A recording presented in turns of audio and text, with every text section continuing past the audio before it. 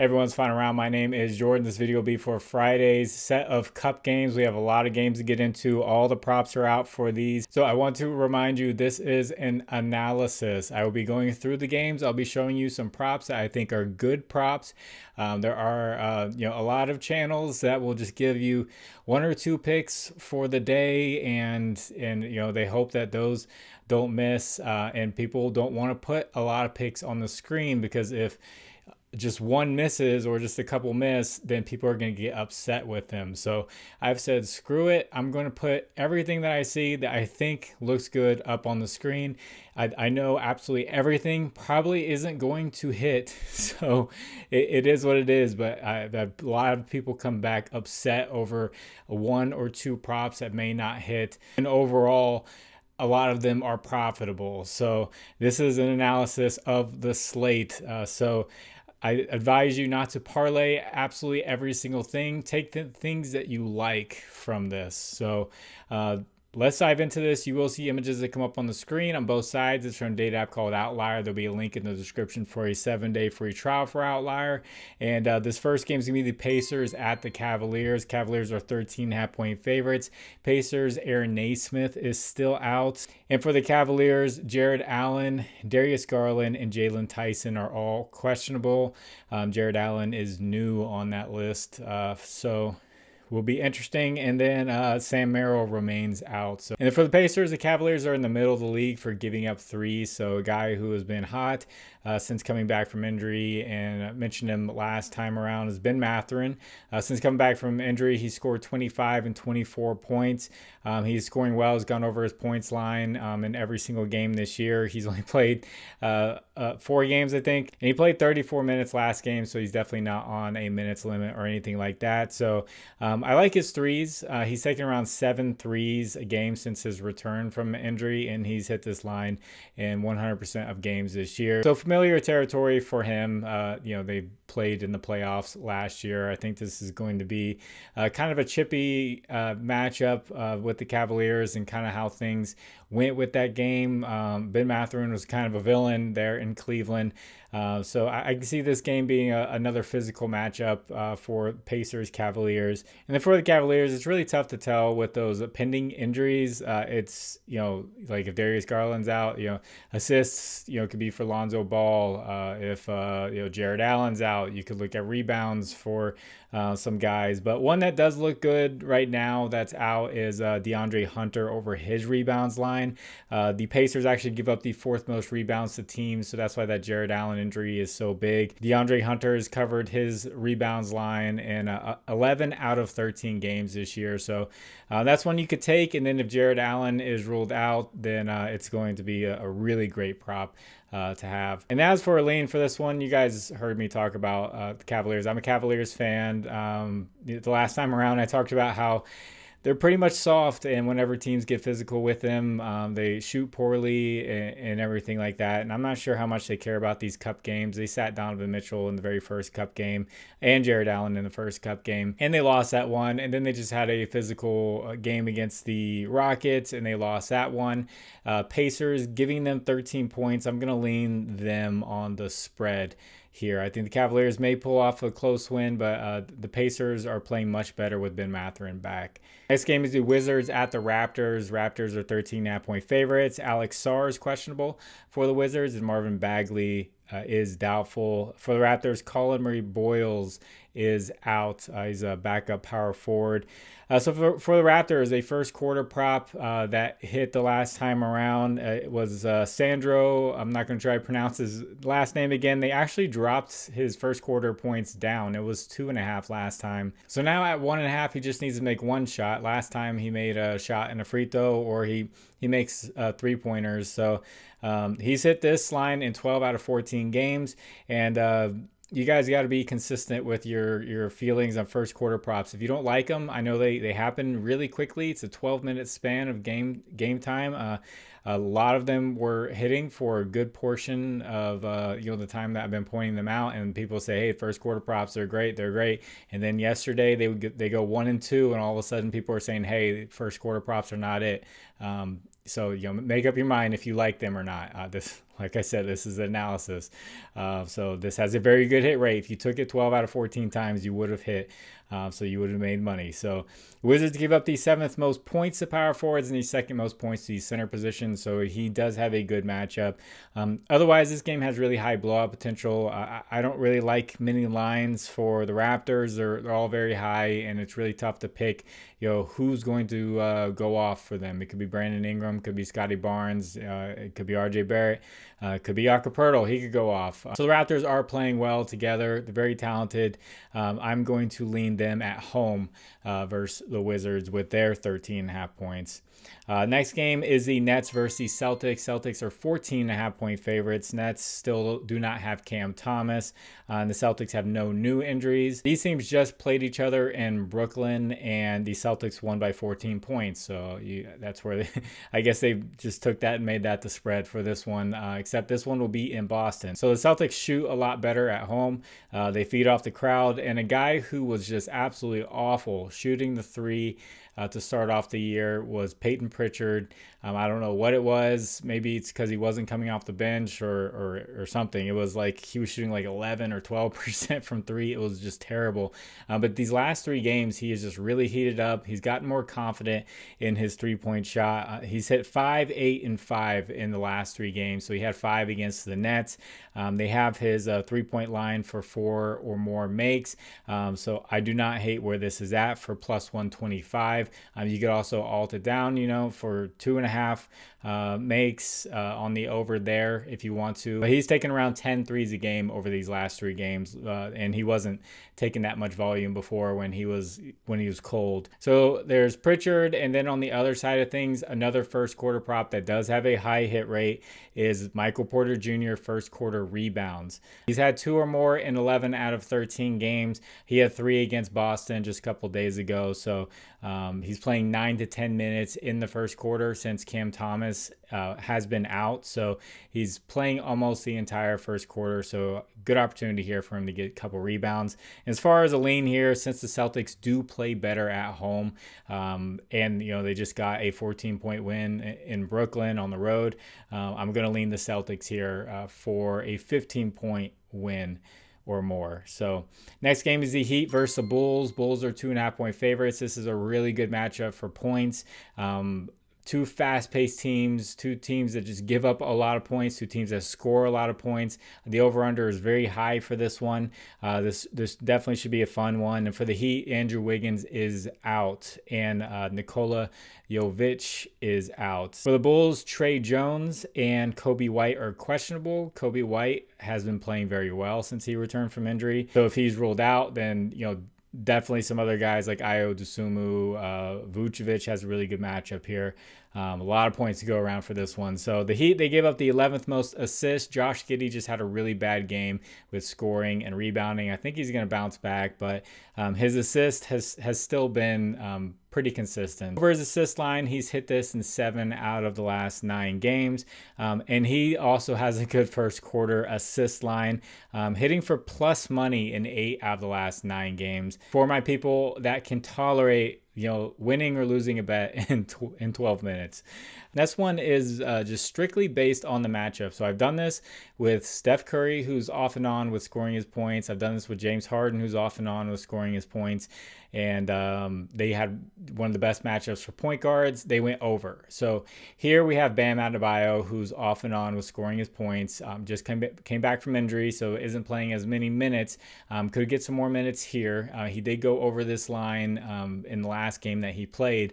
But the Bulls give up the most points to the center position. I know a lot of people call him Banned Adebayo, and I understand. You can keep him on your ban list. I just have to point it out because this is an analysis. He has the best matchup for centers, so he has a really good opportunity here, especially with Andrew Wiggins out, more volume to go his way. And then another good parlay piece is Fontecchio, who I've taken for 2+ threes a lot. He's been bumped up now, probably because Andrew Wiggins is out.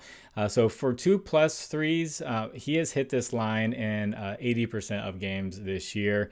And with Andrew Wiggins out, he's going to get a little bit more volume. So I think that's going to be a good parlay piece. And I got another parlay piece in the next game I think you could pair those two together for a nice parlay. So as far as the lean for this one, I'm going to take the Bulls at home. I expect Josh Giddey to have a bounce back game and get up near the 20 points that he's been scoring, to get the rebounds, to get the assist, and really get this Bulls offense going. Next one's the Pelicans versus the Mavericks, two really bad teams. Mavericks are 3.5-point favorites. For the Pelicans, Zion is playing, and then Jordan Poole and Matkovic is out. Or are out. Dallas still won't have Anthony Davis, but Derek Lively did make a return last game, and he had a very positive impact in limited minutes. That rotation of Lively and Gafford at the center position is much needed for the Mavericks. It makes them a much better team, just with rebounding, defense, everything. So it was good to see that.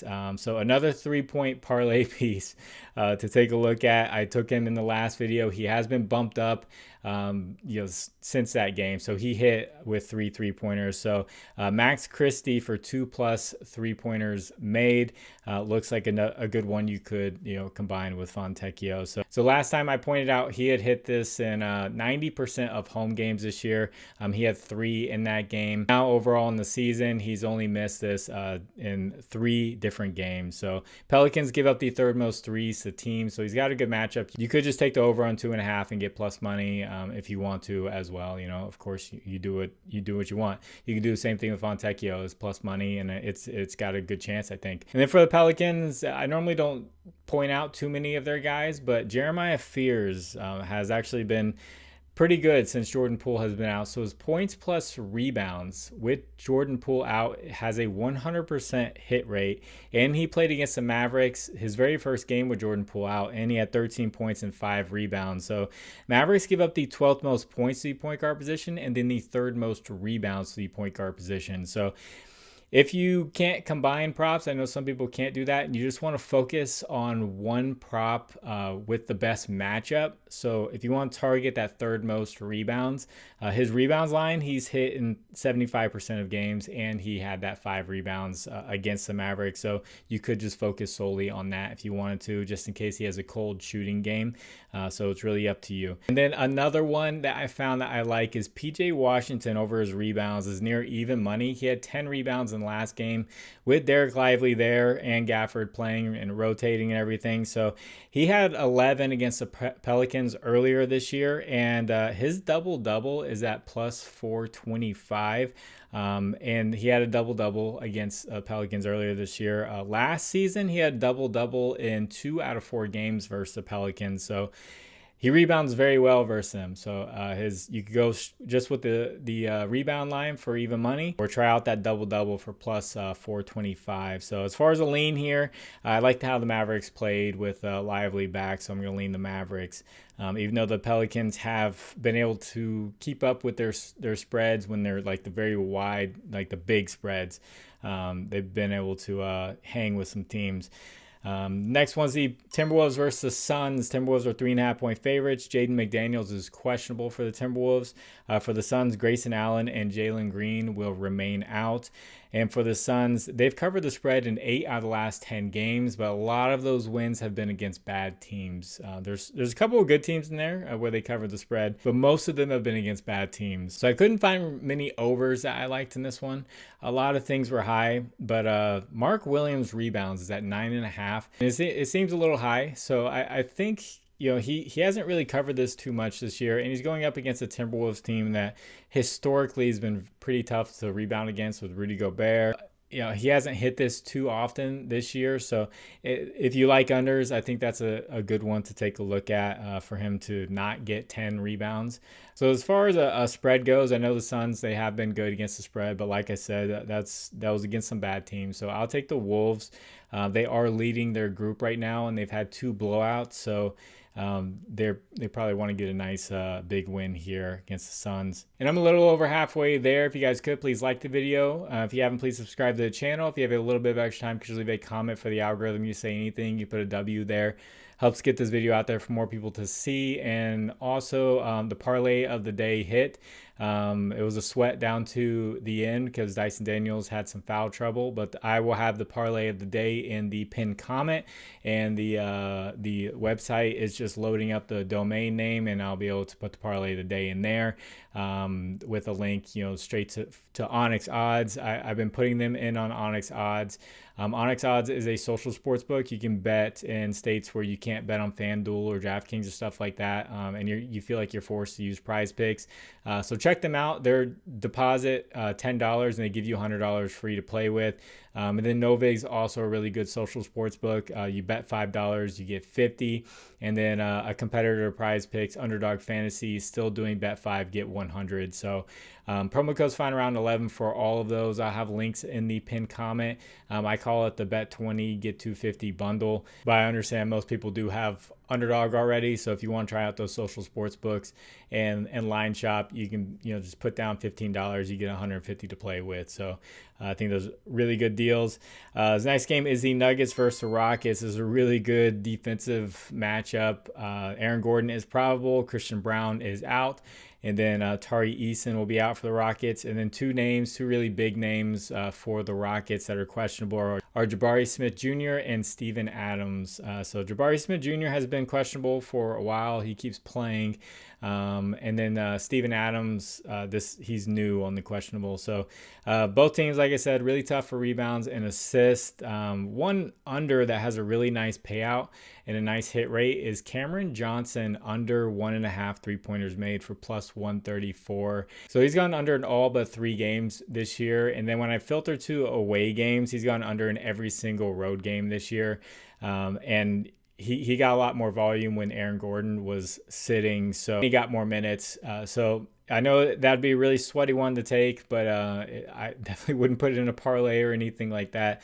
But this is just a really tough matchup. A lot of lines are really high. Like Şengün's rebounds, assists looks really good, but the matchup is tough. So tough to take some overs on this one. I'll lean the Rockets if Jabari Smith Jr. and Steven Adams play. Other than that, I would lean the Nuggets, but right now I'm going to highlight the Rockets because I think they will play, just because they played in the last game. And this next one's the Thunder versus the Jazz. Thunder 16.5-point favorites. The Thunder have no new injuries. The Jazz, Filipowski is questionable. And then obviously this has high blowout potential. First cup game, the Thunder won by 31 points. They are in the same group as the Timberwolves. Timberwolves have been blowing teams out, so they're actually behind right now. Timberwolves have played 2 games already, so if they want to win their group, pretty much going to have to just beat the Timberwolves, but it'd be good just in case to have that point differential, so they're going to try to get a big win here. But the Jazz have just been really good at home. They score a ton of points, but they give up a ton of points. They're not good defensively, but at home, they've covered their spread in 6 of 7 games this season. So it's a tough matchup for this first quarter prop, but he's been hitting it, and it's Keontae George, his first quarter assist. He's hitting all but 3 games this season. So that's one you could take a look at. And then he's hitting every single home game this year. So like I said, their offense is just, it's good. Like Lauri Markkanen still scoring a ton of points.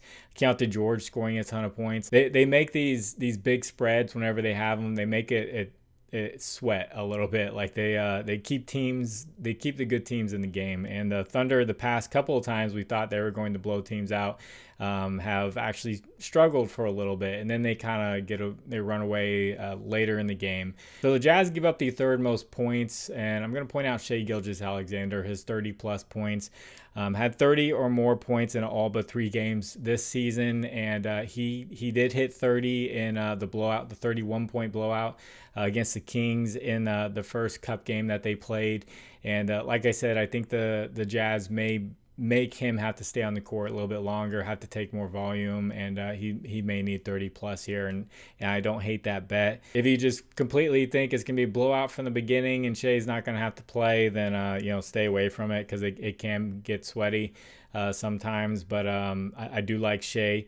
And as for a lean here, I am going to lean the Jazz to keep it competitive, and just the way they've been playing at home, I'll take the 16 points for them. And this last one's the Blazers versus the Warriors. Warriors are 7.5-point favorites. Jeremy Grant is probable, and then Drew Holiday and Shaedon Sharpe are questionable, which is kind of big. Sharpe would be a big injury. And then for the Warriors, Jonathan Kuminga is out. And the Blazers, they won in Portland versus the Warriors earlier this year by 20 points, but that was very, very early on in the season. And with Drew Holiday out, he's been out for a few games, so he could potentially be out for this one. And I've pointed out that Deni Avdija is, would be the main distributor with him out. And his assist line, he's covered in all 3 games. They have it down pretty low compared to what he's been able to do. He's averaging around 8 assists or almost 8 assists a game with Drew Holiday out. And he had 6 versus the Warriors earlier this year with Drew Holiday there. So the Warriors are in the middle of the league giving up assists. So I think that's a good line to go for. If Drew Holiday is ruled out, I think he gets bumped up.